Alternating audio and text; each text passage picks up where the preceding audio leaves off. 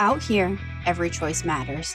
From the pasture to the pen, from instinct to insight, this is Boots and Brainwaves, a series for the thinkers behind the herd. Herd health checks should be more than just checking to see if your cows are out and alive out in your pasture. I go through a really intense series of observations to really analyze and make sure my cattle are doing well and thriving in the location that they are. And summer pasture, I have a really specific set of things I'm looking for and why I'm looking for them every time I go and check cows. I'm not just going out there and saying, oh my gosh, that cow looks great, or oh my gosh, that calf's going to be an awesome calf this year. I'm really using my senses of smell, my senses of sight, and my senses of hearing to really get a well-rounded picture about how my cows are doing and where they're located and what is the state that my cows are in. And I'm really enabling all of those senses right away from the start of me checking their pasture.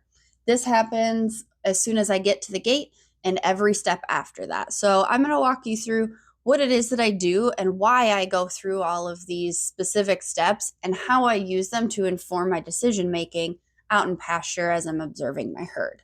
While this generalization of steps is for most of our pastures, this set of steps is really specific for summer pasture time. If I have our cows home and they're out on corn stalks and they're really spread out in the fall, or if I have them at home in the winter, or we're preparing for labor and delivery signs, I'm going to be looking for really different signs and symptoms and using a little bit different of a process every time. So the steps that I kind of walk through in my thought process here is really specific for what I'm looking at for summertime pasture. Now let's go and check some cows. We are at the gate. So right away, I'm going to start off by looking across my gate. Is there anything broken that I need to assess? Does the chain look like it's not where it's supposed to be? The reason I'm doing those types of things to start is this pasture is right next to a highway. It's not that hard for some stranger to come pull in and mess with the cows in the gate. Now, we've never had any issues with it, but it's always the first thing I'm looking at. As I'm unchaining the gate as well, I'm really stopping and making sure I'm assessing what I smell. It sounds weird, I'm aware. But anything at this point that smells off, something rotten, something dead, something sickly, would raise a red flag for me.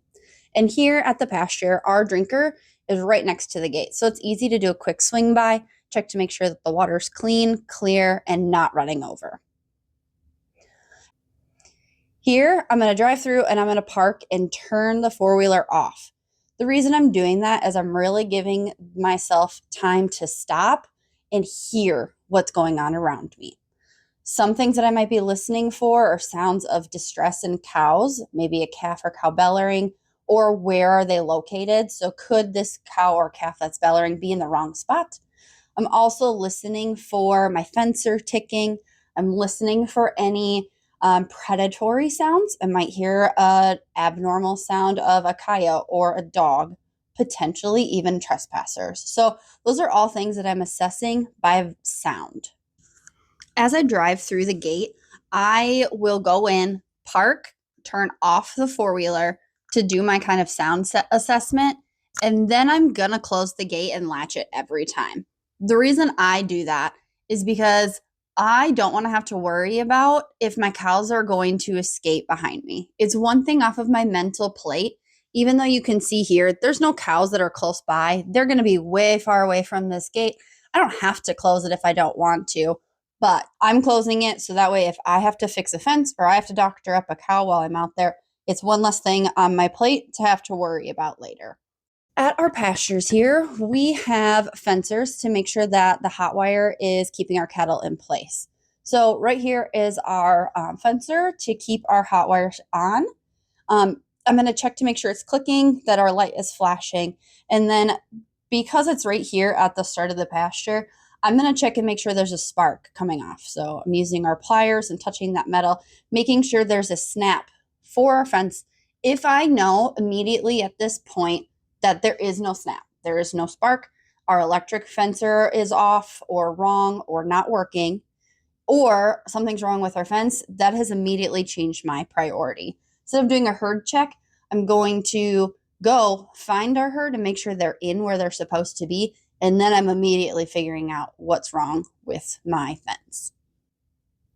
And I'm also, as I'm driving to get to my pasture, I'm not just going to be passively driving. I'm still going to be very aware of what's going on around me. Something that I always am keeping tabs on is any birds of prey or scavenger birds that may be flying around in the area, even as I'm just doing a quick little drive. If I see a turkey buzzard flying around, that's a big problem and something I'm going to check out. After I've done those initial steps and checkpoints, as soon as I work and get into a pasture, I'm going to go and head out and find those cows. Like I said earlier, I'm not just driving and passively cruising as I'm going to find our cows. I'm still going to be doing a general sweep and observation of any concerning signs, symptoms, sounds, smells that's going to make me want to investigate something further.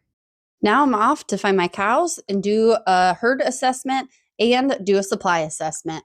Hope you enjoyed following along, and I hope you follow for our next videos.